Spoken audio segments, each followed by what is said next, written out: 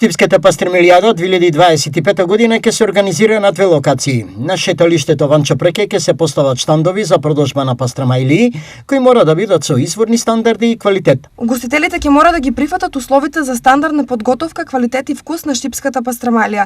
Цената се уште не е дефинирана, но најверојатно таа ќе биде стандардизирана и на ниво на ланската година, која беше 200 денари. Велат од општина Штип. Годинава, сите видови пијалоци на пастремилијадата ќе можат да се набават на местото каде што ќе се одвива забавниот дел од програмата. Одлучивме достап до пијалоците да има на локацијата каде ќе биде организиран забавниот дел, односно кај градскиот стадион. До објаснија од општината.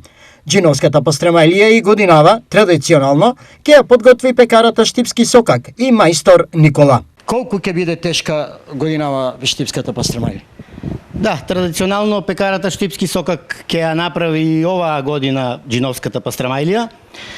Со стандардните димензии за која имаме подготвено и специјален плех, ќе биде долга 2 метри, широка 1,20 сантиметри, со тежина од прилика ќе користиме за подготовка на пастрамаилијата околу 16 килограми свежо свинско месо. Кој дел од месото?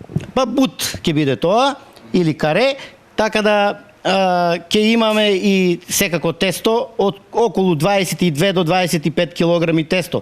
Тоа, значи, ако помножиме, ќе добиеме од прилика околу 75 стандардни пастрамаилии кои можат да се вкусат во Штип во сите ресторани.